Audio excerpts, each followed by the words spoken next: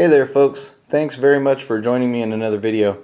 Today I just kind of want to show you some new knives that I've got here. I don't think I've shown any of these on my previous videos yet. This is just going to be sort of like a loose sort of rambling video. I just kind of want to show you some of my latest acquisitions and kind of talk about them for a brief moment. If I can, I just want to take 1 second right here at the beginning of this video and thank everybody who, if you follow me on Instagram, if you watch my videos here on YouTube, you know, if you're liking videos, leaving comments, sharing your experiences and your thoughts with me, and just everybody that's helped kind of, you know, make my YouTube channel a success and that's kind of been there with me and been a friend during this whole experience, you know, this sort of interesting journey, sort of buying and trying all these different EDC items. I just want to thank all of you very, very much and just let you know that I appreciate each and every one of you. You know, on my videos, I'll usually say thanks for watching, and I really do mean it. I know that you know, there are thousands and thousands of videos out there, and there are thousands of Instagram feeds, and you know, everybody only has a limited amount of time. So it is really special to me that I have so many friends that I've gained online that like talking about this stuff and like taking the time to watch my videos and hear what I have to say, and especially when you contact me, when you comment or you email or you message and you let me know what you're thinking. Folks that have questions, you know, I'm not really an expert on any of this stuff, but I am delighted to help with anything that I can. Even if you just want to talk about knives, and a lot of you, you do get in touch with me, and that's what we do. We just chat about different knives, and I just think that's absolutely awesome. And I'm so excited and so proud to be part of a community that is so friendly and so giving, and that we're so we share with each other so easily, and I think that's really, really cool. So I just wanted to, you know, let you all know that I really do appreciate you, and I thank you very much for watching. And any other way that you support and share with me and with this channel is just really, really cool. So thanks for that. See, I told you it's just gonna be sort of a rambling video. You know, just come up with some you know, odds and ends, little random things I want to say and wanted to talk about. So these are my 3 latest knives, I believe. And sort of in order of newness, I got the Sage 3 here about a month ago, maybe a little bit over a month. I've been wanting one of these for a long time, and if you've kept up with my YouTube channel here, you can probably tell why right away. This absolutely beautiful bright blue G10 handle scales that are on here. Just an absolutely beautiful design. This one is used. I bought it used. The gentleman that had it before me put a nice edge on it. He's got one of those wicked edge sharpeners that I don't have and I'm considering buying, but they're very, very pricey. And as so many of you know, that when you're into knives, if you've already got a decent sharpening system, you can often be hard pressed to spend a lot of money to upgrade to another sharpening system, when for that same amount of money you could buy at least 1 or 2 really great knives. So it's always that little struggle. You want to have the best sharpener, or at least, you know, one of the most efficient and effective sharpeners. But if you've already got something good, it's sort of a if it ain't broke, why fix it type situation. And you could always buy more knives. But eventually I think I would like to try the Wicked Edge system.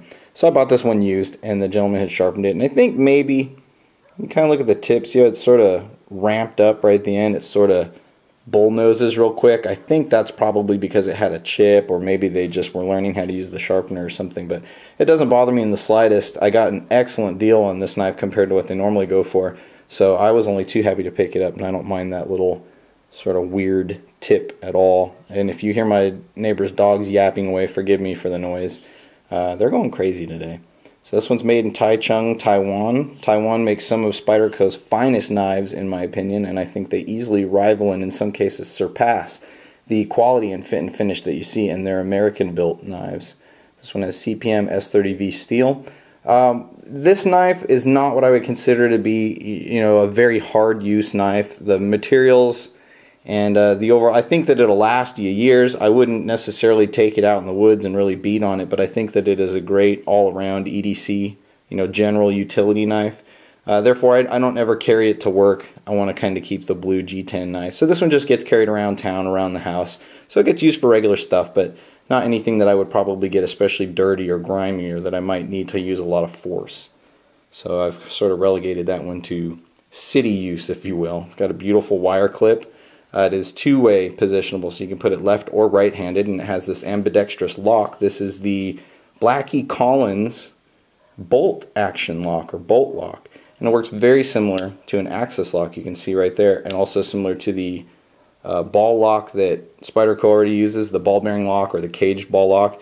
You pull back on this little piece here, which pulls a little bolt out from the back of the blade, which I don't know if I'll be able to show you. I won't really bother. My lighting's kind of bad today anyway, but works just like an axis, at least in the feel. Pull back on it and the blade just wants to drop right back into the handle. And the blade does go loose, so it swings freely once you've disengaged the lock. Really nice little locking system. It opens very quickly. Flick it out fast, and you can just kind of flip that bad boy shut. So it's pretty cool. Really happy with this one. Excited for the price that I got. I just realized that this blue G10 is now discontinued, I believe, for 2014. So the Sage 3 is still in production. There are 4 different knives in the Sage series. They're all very similar in size and shape. They just have different materials, and they each feature a different locking mechanism, which is attributed to one of several knife designers. So I won't go through them all, but this one in particular is still going to be produced for 2014, but they've changed the handle material to a, what was it, carbon fiber and G10 laminate, which I know a lot of you are fans of carbon fiber. I don't really care for the look of it at this point. I may change my mind later, but for now I don't really like the way that it looks.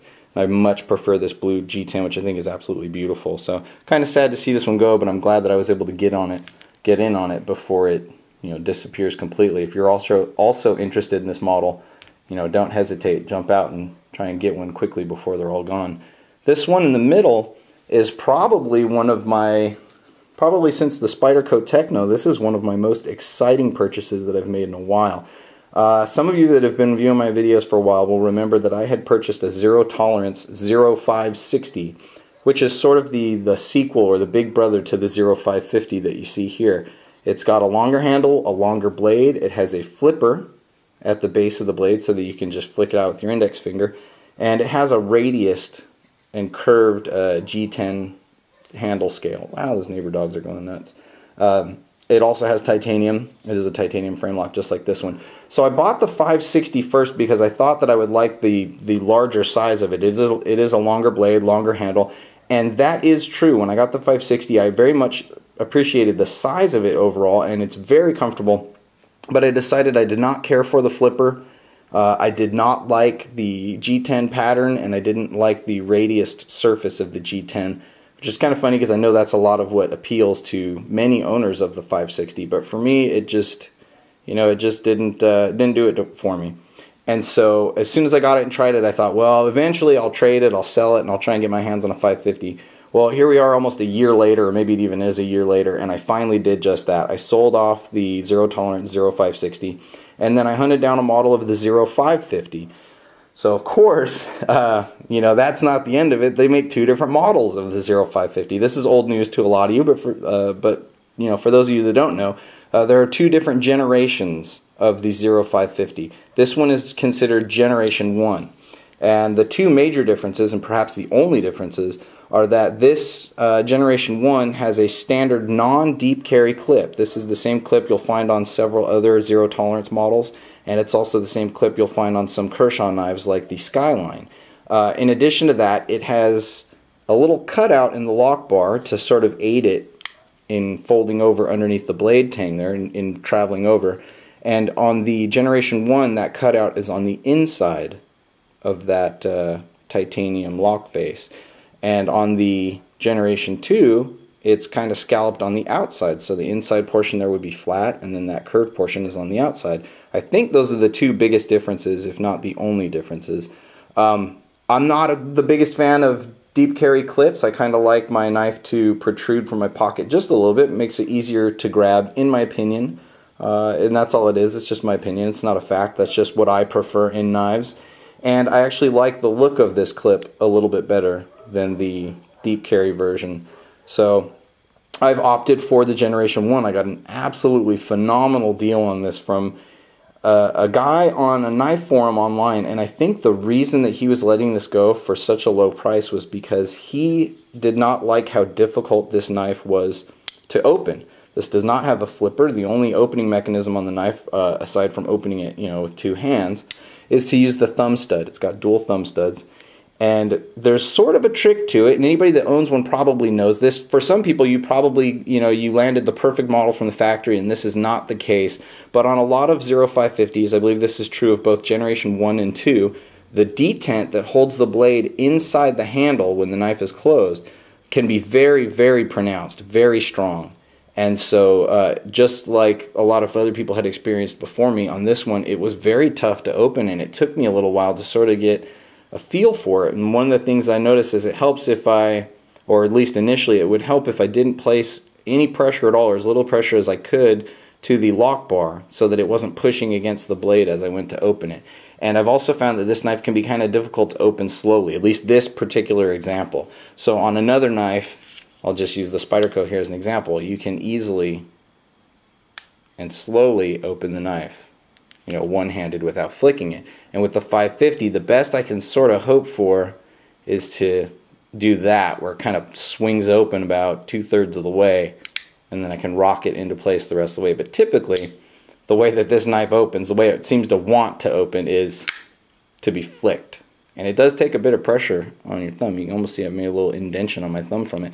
And I've just gotten used to it. I kind of like it. It means that the blade's not going to flop open at any random moment. And, it's a big, chunky, stout folder, and I think that sort of hefty snap, that flick that, at least on this one, is required in order to get it to really open, is, it's fitting. I think it suits this knife. So I do not have any problem with that little tough detent. I've gotten used to it, and it has actually broken in. I think it's going to break in even more over time. Just in the few weeks that I've had it, this has become much easier to open. When I'm conscious of it, when I carry this knife all day, it gets really fast. I don't even have to think about putting any extra pressure or moving my fingers or anything. It just opens and closes easily. I am absolutely delighted by the overall design. I love the size of the knife. I do wish it was a hair longer, but I mean, that's just my personal preference. I like really long knives. But the handle is just eminently comfortable. It's perfect for me. It fits my hand perfectly.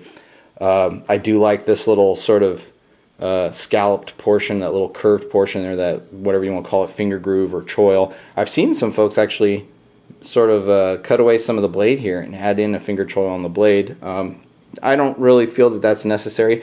I like the jimping on the back, those little finger serrations. I like the position of them, and I like that they don't raise far up off the blade, so I can slide my thumb forward if I want to get a little bit more control when I'm cutting, sort of choke up on the blade, as people say.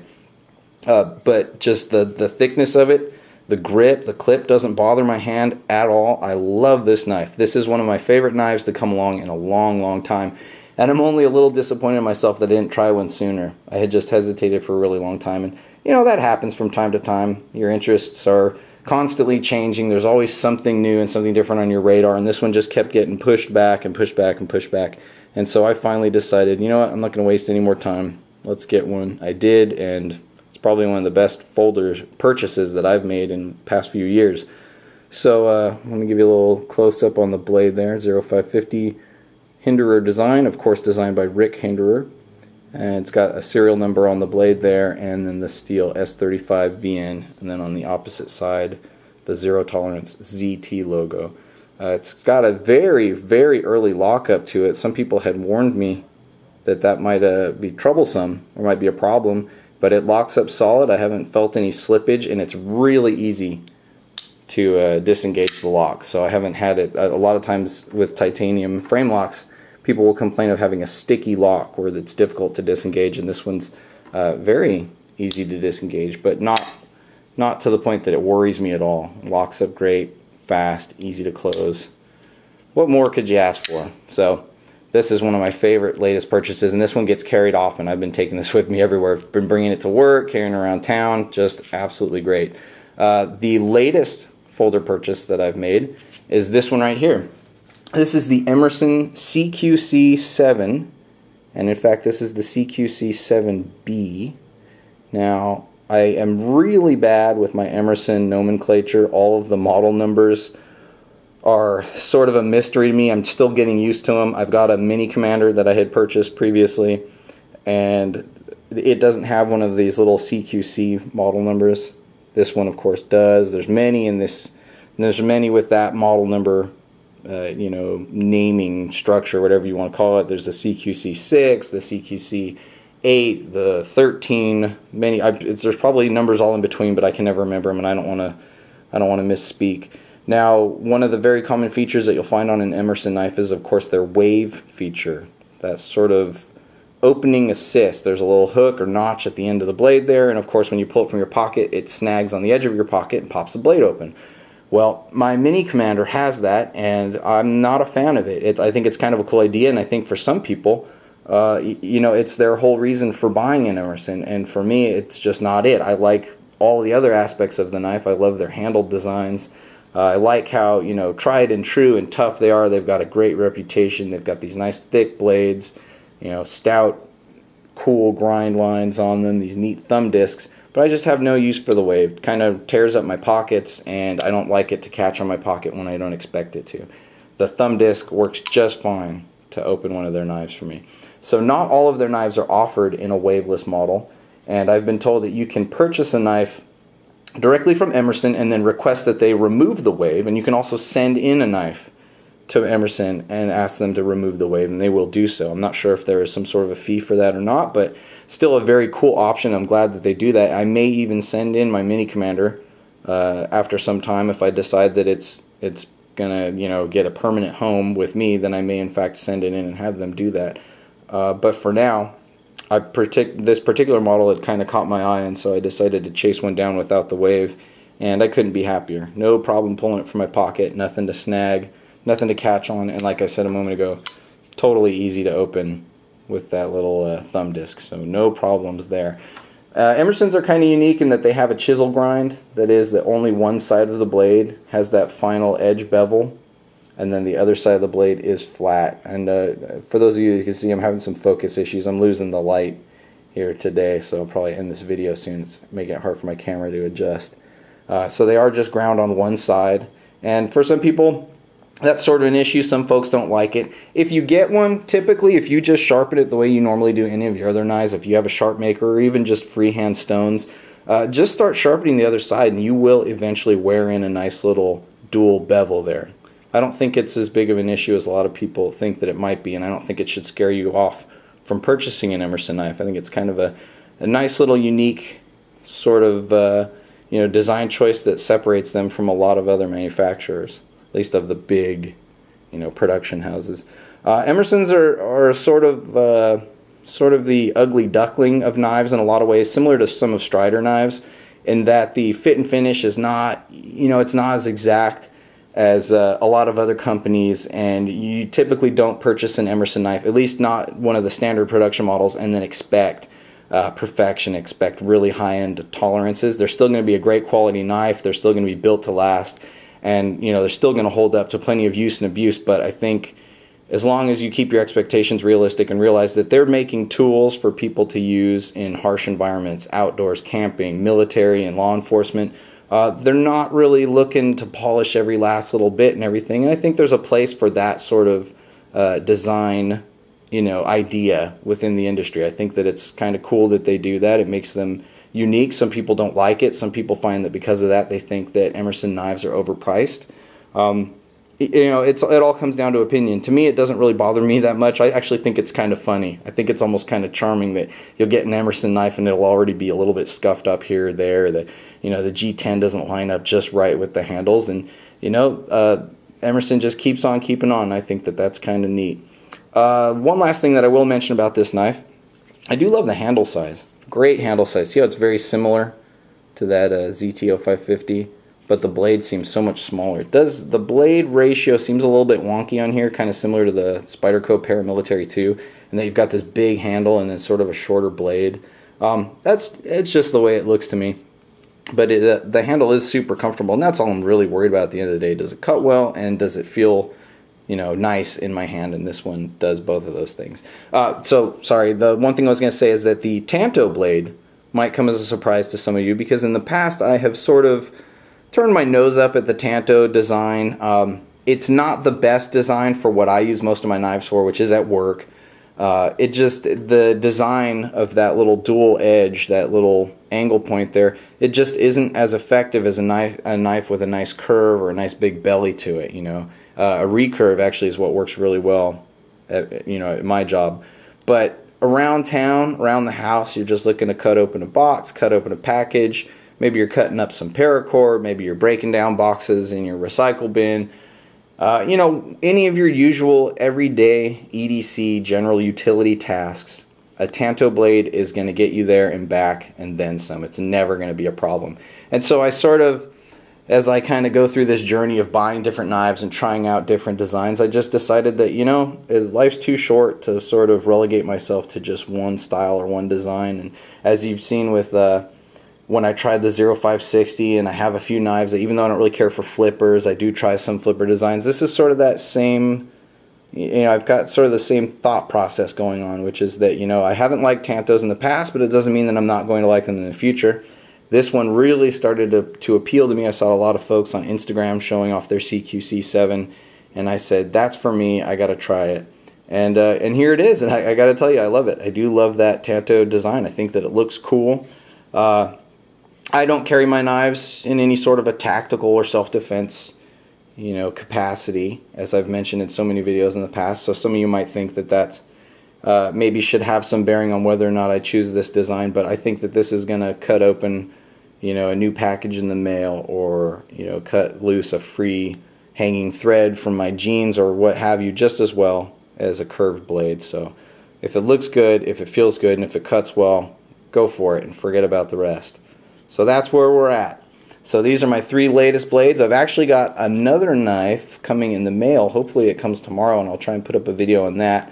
And I know that I'm way behind on updating my collection videos, my EDC video reviews of a lot of knives. I sort of have this backlog, and I've just been really busy, and I get caught up on Instagram and goofing around with other stuff, and I just haven't gotten to it. And I do apologize for that, and I'm going to try and bring out some new stuff soon, very soon. And that's sort of what this video is here. I'm just hoping that this will kind of get the ball rolling, you know, put something up, and hopefully that'll get the juices flowing, and I'll get some more videos going soon. So my latest 3 blades, hopefully I'll bring you some more new blade videos shortly.